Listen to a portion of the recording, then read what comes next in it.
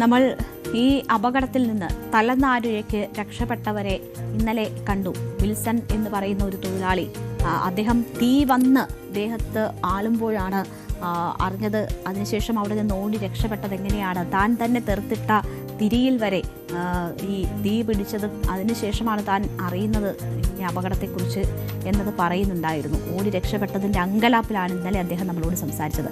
അങ്ങനെ 4 പേരാണ് അവിടെ നിന്ന് ഭാഗ്യം കൊണ്ട് മാത്രം രക്ഷപ്പെട്ടവർ.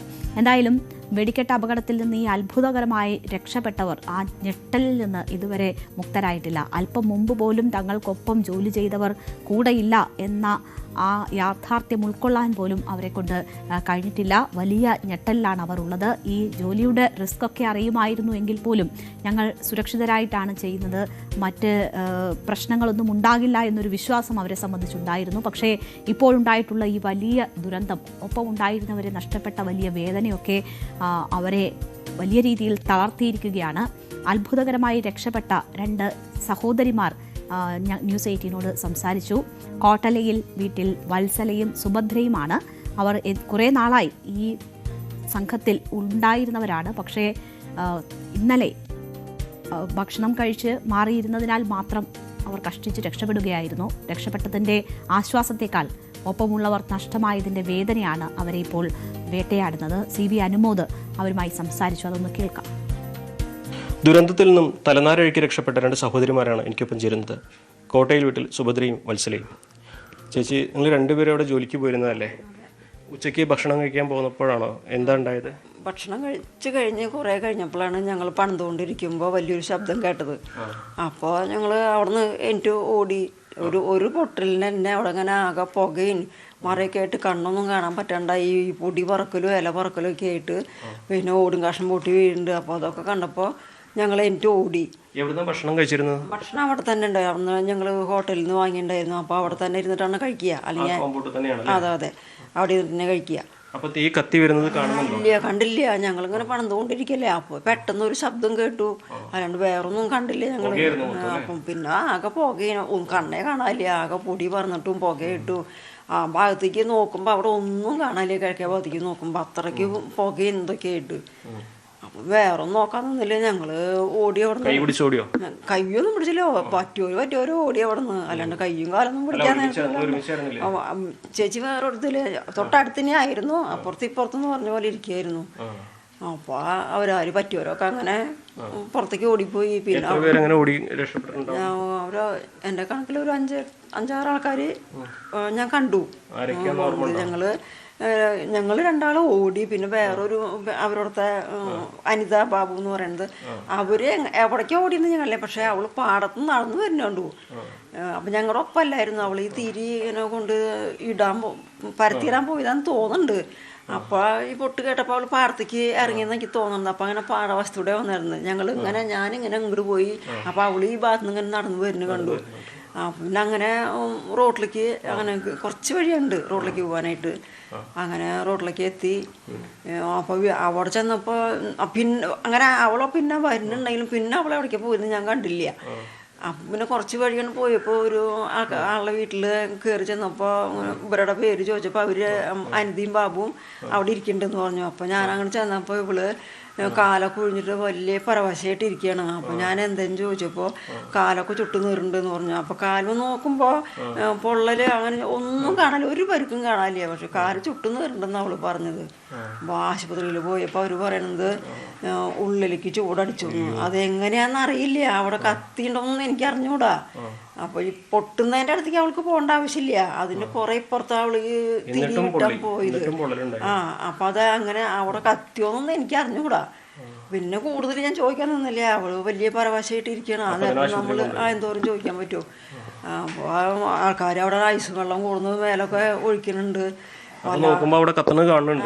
അവിടെ ഇടയ്ക്ക് പൊട്ടുന്ന കേൾക്കാണ്ട് മിന്നലും കാണാണ്ട് കുറച്ച് ദൂരം നിന്നിട്ടായാലും. കുറേ ആൾക്കാരൊക്കെ ഈ പൊട്ടിൽ കേട്ടിട്ട് റോട്ടിൽ വന്ന് നിൽക്കണ്ടായിരുന്നു. അപ്പോൾ കുട്ടംകുളം പള്ളിയിലെ പെരുന്നാളായിരുന്നു. അപ്പോൾ ധാരാളം ആൾക്കാർ, സാധാരണത്തെ പോലെയല്ലല്ലോ, കുറച്ച് കൂടുതൽ ആൾക്കാരുണ്ടാവും. അപ്പോൾ അവർ ആ റോഡ് നിറയെ ആൾക്കാർ നിൽക്കണ്ടായിരുന്നു. അപ്പൊ ഈ ചേച്ചി ഏത് വഴിക്ക് പോയെന്ന് ഞാൻ കണ്ടില്ല. ഞാൻ ഓടിയിട്ടൊന്ന് തിരിഞ്ഞു നോക്കുമ്പോൾ പുല്ലിലൊക്കെ തീ പിടിക്കുന്നുണ്ട് ഞങ്ങളുടെ അടുത്ത്. അപ്പോൾ അവിടെ ഞങ്ങൾ കുറേ മരുന്നുകൾ ഇങ്ങനെ നിരത്തിയിട്ടുണ്ടായിരുന്നു. അപ്പോൾ അതിലൊക്കെ തീ പിടിച്ചാൽ പെട്ടെന്ന് പുല്ലിരിക്കും പിടിക്കില്ല. പിന്നെ അവിടെ ഒരു റൂമിൽ കുറച്ച് സാധനങ്ങളൊക്കെ ഇരിക്കുന്നുണ്ട്. അപ്പോൾ അതൊക്കെ പൊട്ടിത്തെറിക്കില്ല. അപ്പോൾ പിന്നെ അങ്ങനെ ഓടിയും തിരിഞ്ഞു നോക്കിയപ്പോൾ ഈ തീയും കണ്ടു. അപ്പോൾ ഇവള് ഓടി വരുമ്പോൾ ഇവളവിടെ വീണു. അപ്പോൾ ഇവള് വീണപ്പോൾ ഞാൻ അവളെന്നെ പിടിക്കാൻ പോയപ്പോൾ ഇവള് എന്നോട് പൊക്കോന്ന് പറയുന്നത്. ഞാൻ പോവോ? അപ്പൊ ഇവളെന്നെ പിടിച്ചിട്ട് നിൽക്കുമ്പോൾ വേറൊരു ചേച്ചി അവിടെ നിന്ന് രണ്ട് സഹോദരിമാരാണ് ആ ദുർഘട നിമിഷം എങ്ങനെ താണ്ടി എന്നത് അവരിങ്ങനെ പറഞ്ഞുകൊണ്ടിരിക്കുകയാണ്. സഹോദരി വീഴുന്നു, ഒരാളെങ്കിലും രക്ഷപ്പെടാൻ വേണ്ടി ഒരാളോട് ഓടാൻ പറയുന്നു. പക്ഷേ എന്തായാലും ഭാഗ്യം അവരെ തുണച്ചു, അവർ രണ്ടും രക്ഷപ്പെട്ടു. പക്ഷേ ഒപ്പമുണ്ടായിരുന്ന മനുഷ്യരൊന്നും ഇപ്പോൾ കൂടെയില്ല. അതിൻ്റെ വലിയ വേദന അവരെ സംബന്ധിച്ചുണ്ട്. ഇതിപ്പോൾ നമ്മൾ ദുരന്തത്തിൽ പെട്ടവർ, കാണാതായവരുടെ ബന്ധുക്കൾ, അവരുടെയൊക്കെ വേദന നമ്മൾ ഇങ്ങനെ കണ്ടുകൊണ്ടിരിക്കുകയാണ്. ഈ ഏതാണ്ട് 3-4 ഏക്കർ വരുന്ന ഈ പ്രദേശം, അതിൻ്റെ ഏതാണ്ട് 2-3 കിലോമീറ്ററുകൾ ദൂരം വരെ ഈ സ്ഫോടനത്തിൻ്റെ പ്രകമ്പനം ഏറ്റിരുന്നു. അപ്പോൾ അയലത്തെ വീടുകൾ, അതിൻ്റെ ചില്ല് ഗ്ലാസുകളൊക്കെ പൊട്ടുന്നത് നമ്മൾ നേരത്തെ തന്നെ കണ്ടതാണ്. ആ പ്രദേശവാസികളും ഈ സ്ഫോടനത്തിൻ്റെ വലിയ ആഘാതങ്ങൾ ഏറ്റിരിക്കുകയാണ്. നമ്മൾ ഇപ്പോൾ ഈ ഫോട്ടോയിൽ കാണുന്നത് വിൽസൺ എന്ന് പറയുന്ന ഏതാണ്ട് 4 പതിറ്റാണ്ടായി ഈ ജോലിയിൽ ഏർപ്പെട്ടിരിക്കുന്ന വ്യക്തിയാണ്. അദ്ദേഹം ഇനി വയ്യ ഈ തൊഴിൽ എന്ന നിലയിൽ അദ്ദേഹത്തിൻ്റെ മനസ്സ് മടുത്തിരിക്കുന്ന ഒരു അനുഭവം ഇന്ന് മാധ്യമങ്ങൾക്ക് മുന്നിൽ പറഞ്ഞു. ഇന്നലെ നമ്മളോട് അദ്ദേഹം കാര്യങ്ങൾ സംസാരിക്കുമ്പോൾ ചെവി പോലും കേൾക്കാൻ പറ്റാത്ത, ഈ സ്ഫോടനത്തിൻ്റെ ആഘാതത്തിൽ അദ്ദേഹത്തിൻ്റെ ചെവി കേൾക്കാൻ പറ്റാത്ത അവസ്ഥയൊക്കെ ആയിരുന്നു. ഇപ്പോൾ എന്തായാലും അദ്ദേഹം ചികിത്സയിലാണ്. അങ്ങനെ ഇവിടെ നിന്ന് തലനാഴിഴയ്ക്ക് രക്ഷപ്പെട്ടവർ ഇനി ഈ ജോലി വയ്യ, ഇനി ഈ അപകട മേഖലയിലേക്ക് ഞങ്ങളില്ല എന്ന് പറയുന്ന സാഹചര്യമുണ്ട്. ഈ സ്ഫോടനത്തിൽ വീട് തകർന്നവർ, ഒപ്പം തന്നെ ജനൽ ചില്ലുകൾ പൊട്ടി പരിക്കേറ്റവരൊക്കെയുമുണ്ട്. അവരും ഈ ദുരന്തത്തിൻ്റെ ആഘാതത്തിലാണ്. അവർക്കും വലിയ രീതിയിൽ ഈ സ്ഫോടനവും അതിനുശേഷം ഇത്രയും പേരുടെ മരണവും ഒക്കെ ഉണ്ടാക്കിയത് വലിയ ആഘാതം തന്നെയാണ്. വലിയ നാശനഷ്ടവും അവരെ സംബന്ധിച്ച് നേരിടേണ്ടി വന്നിട്ടുണ്ട്. അങ്ങനെ ചിലരുടെ പ്രതികരണം കൂടി കേൾക്കാം. വെടിക്കെട്ടുപുര നിന്നിരുന്ന മുണ്ടത്തിക്കോടിന് അടുത്തുള്ള മുണ്ടുപറമ്പിലാണ് ഞാനിപ്പോൾ നിൽക്കുന്നത്. അതായത് ഈ മുണ്ടത്തിക്കോടിന് ഏകദേശം ഒരു 150-200 മീറ്റർ അകലെയാണ് ഈ വെടിക്കെട്ടുപുരയുള്ളത്. ആ വെടിക്കെട്ടുപുരയിലുണ്ടായ വലിയ സ്ഫോടനം അത് ഈ മേഖലയിലെ വീടുകളെല്ലാം തന്നെ ബാധിച്ചിട്ടുണ്ട്. ഓടിട്ട വീടുകളുടെ മേൽക്കൂര, അതിലെ ഓട് മുഴുവൻ വീഴുക, വിണ്ട് കീറിയ ഭിത്തികൾ, അതുപോലെ തന്നെ വീടുകളാണെങ്കിൽ വീടുകളുടെ ജനൽ ചില്ലുകളൊക്കെ പൊട്ടിയ അവസ്ഥയിൽ, അങ്ങനെ വലിയ ഒരു നാശനഷ്ടമാണ് ഈ ദുരന്തം ഈ മേഖലയ്ക്ക് ഉണ്ടാക്കിയത്. നമുക്ക് ഇവിടുത്തുകാരായ ആളുകൾ അവരുടെ വീടുകളിൽ സംഭവിച്ച നാശങ്ങൾ എന്തെല്ലാമാണെന്ന് നോക്കാം. ഞാൻ ഇവിടെ കിടന്നുറങ്ങായിരുന്നു. അപ്പോൾ ഇത് ശബ്ദം കേട്ടപ്പോൾ ഞാൻ ഓടിക്ക് മനസ്സിലായിട്ട് ഇത് ഈ സാധനം ഇവിടെ ഉള്ളതാണല്ലോ. അപ്പം അങ്ങനെ അവിടെ വല്ലതും പറ്റിയിട്ടുണ്ടാവും എന്നുള്ള ധാരണയിൽ ഞാൻ ഓടി. അപ്പോഴേക്കും ഇതൊക്കെ ഉണ്ട്. ഈ ശബ്ദം എങ്ങനെ ഭൂകമ്പം എന്തോ നല്ല ഒരു മുഴക്കത്തില്. നിങ്ങൾക്ക് അവിടെ പോയിരുന്നോ? അവിടെ നല്ല സ്ഥലത്ത് പോയിരുന്നോ? ഞങ്ങൾ അതുവരെ പോയി, പിന്നെ അത് നോക്കി കാണാൻ പറ്റില്ല. ഒക്കെ അറിയണതോണേ, പകുതി മുക്കാലും അറിയണ വീടുകളും ഞങ്ങൾ അറിയണതാ.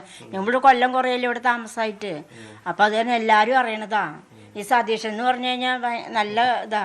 ഇന്നലെ ഞങ്ങളിവിടെ ഭക്ഷണം കഴിച്ച് കിടന്നു. അപ്പോഴാണ് പെട്ടെന്നൊരു സൗണ്ട് കേട്ടത്. ആ സൗണ്ട് കേട്ടപ്പോൾ ഞങ്ങൾ വിചാരിച്ചു ഇടിവെട്ടുകയാണ്. അങ്ങനെ ഇടിവെട്ടുമ്പോൾ ഞാൻ ഓടൊക്കെ പറന്നു പോയി. അങ്ങനെ ഓടി പുറത്തേക്ക് പൊക്കണം മക്കളെന്ന് പറഞ്ഞു. കുട്ടികളൊക്കെ കിടക്കുന്നുണ്ട് അവിടെ.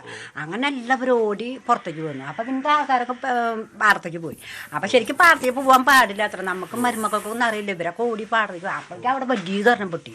അപ്പോൾ അവരെല്ലാവരും ഓടി ഇങ്ങടെ തന്നെ വീണ്ടും വന്നിട്ട് ഒക്കെ ഇവിടെ തന്നെ എല്ലാവരും നിന്ന് നോക്കി. അത്രക്കധികം എല്ലാവരും പേടിച്ച് പറിച്ച് എല്ലാവരും ഉണ്ട് ഇവിടെ. മക്കളെല്ലാവരും ഉണ്ട്. 3 പെൺകുട്ടികളും വന്നിട്ട് പെരുന്നാളെ പോകാൻ, അല്ലെങ്കിൽ ഞാൻ ഒറ്റയ്ക്ക് ഉണ്ടാവുള്ളൂ. ഞാൻ ഒറ്റയ്ക്ക് താമസിക്കും. ചുമര് വീണ്ടു. ഈ വീടൊക്കെ ആകെ തകർന്നു. ഞാൻ എന്താ ചെയ്യാൻ പെടുത്തൂല. ബാത്റൂമിൻ്റെ വാതിലുകൾ പൊളിഞ്ഞു. പിന്നെ ജനലുകളെല്ലാം തകർന്നു വീണു. പിന്നെ ചെറിയ ഉണ്ണി ഉണ്ടായിരുന്നു, എന്നെ ഞങ്ങൾ കൊണ്ടുപോകും. ചെറിയ കുട്ടിയെ വീട്ടിലുണ്ടായിരുന്നു ഉണ്ടായിരുന്നു. എന്നിട്ട് ആ കുട്ടീനെ വേഗം പൊതിഞ്ഞിട്ട് ഞങ്ങൾ സൗണ്ട് കേട്ടപ്പോൾ രണ്ടെണ്ണം ഞങ്ങളുടെ കയ്യിൽ തന്നെയായിരുന്നു കുട്ടി. ആ തുണിയോട് കൂടിയായ കാരണം കുട്ടിയുടെ ചെവിട്ടിൽ ആ തുണിയായ കാരണം അങ്ങനെ ഇങ്ങനെ പേടിച്ച് ആകതായിട്ട് മുഖമൊക്കെ 3 മാസമായി പ്രസവിച്ച് കിടക്കുകയായിരുന്നു. എന്നിട്ട് വേഗം ഇനിയും വരും എന്ന് വിചാരിച്ചിട്ട് ഞങ്ങൾ ഓടി വിടുന്നു ആ പറമ്പിലേക്ക്. അങ്ങനെ പേടിച്ചിട്ട് വിളിച്ചു ചോദിച്ചു, കുഴപ്പമൊന്നുമില്ല. അങ്ങനെ വാശിയുണ്ട്. പിന്നെ ഇപ്പൊ കിടക്കുമ്പോ ഇങ്ങനെ ഇടയ്ക്കായിട്ട് ഞെട്ടില് പോലെ ഉണ്ടെന്ന് പറഞ്ഞു. അപ്പൊ കരഞ്ഞു, അവരുടെ അമ്മയ്ക്കും കൈയും കാലും കാരണം പെരുന്നാളല്ലായിരുന്നേ, ജനങ്ങളുണ്ടായിരുന്നു, ആൾക്കാരുണ്ടായിരുന്നു. ഭയങ്കര പേടില്ല അവിടെ ഇന്നലെ ഇന്നും. അപ്പോൾ ഇങ്ങനെ അനുഭവങ്ങൾ പറയുകയാണ്. മറ്റു മനുഷ്യർക്ക് ജീവൻ നഷ്ടപ്പെട്ട് ഇരിക്കുന്ന മനുഷ്യരുടെ മുന്നിൽ തങ്ങളുടെ വേദനയും നഷ്ടമൊന്നും അത്ര വലുതല്ല എന്നവർക്കറിയാം. എങ്കിൽ പോലും അവർ അനുഭവിച്ച ആ ഞെട്ടൽ എന്താണ് എന്നത് അവർ പറയുകയാണ്. കിടപ്പാടം ആകെ ഈ സ്ഫോടനത്തിൽ ഉപയോഗിക്കാൻ പറ്റാത്ത തരത്തിലായവരുണ്ട്. ഓടുകൾ മൊത്തം പൊട്ടിപ്പൊളിഞ്ഞവരുണ്ട്. എന്തായാലും സർക്കാർ ഈ കാര്യങ്ങൾ കൂടി പരിശോധിക്കും, ധനസഹായം നൽകും എന്ന വിവരങ്ങളൊക്കെ വരുന്നുണ്ട്. ദിവസങ്ങളായി ഒപ്പം കണ്ട മനുഷ്യരാണ്, അവിടെ സ്ഥിരമായി ജോലിക്ക് വരുന്നവരാണ്, അങ്ങനെ പരിചയക്കാരാണ്. അവരുടെ നഷ്ടം വളരെ വലുതാണ്. അപ്പോഴും ഇവർക്കും വീടും ആരോഗ്യപരമായും ഒക്കെയുള്ള വലിയ ബുദ്ധിമുട്ടുകൾ അവരും നേരിടുകയാണ്. ഇതൊക്കെയാണ് ഇന്നലത്തെ ദുരന്തം ബാക്കി വെച്ചിരിക്കുന്നത്. കൂടുതൽ വാർത്തകൾക്ക് news 18 Keralam YouTube channel subscribe ചെയ്യുക.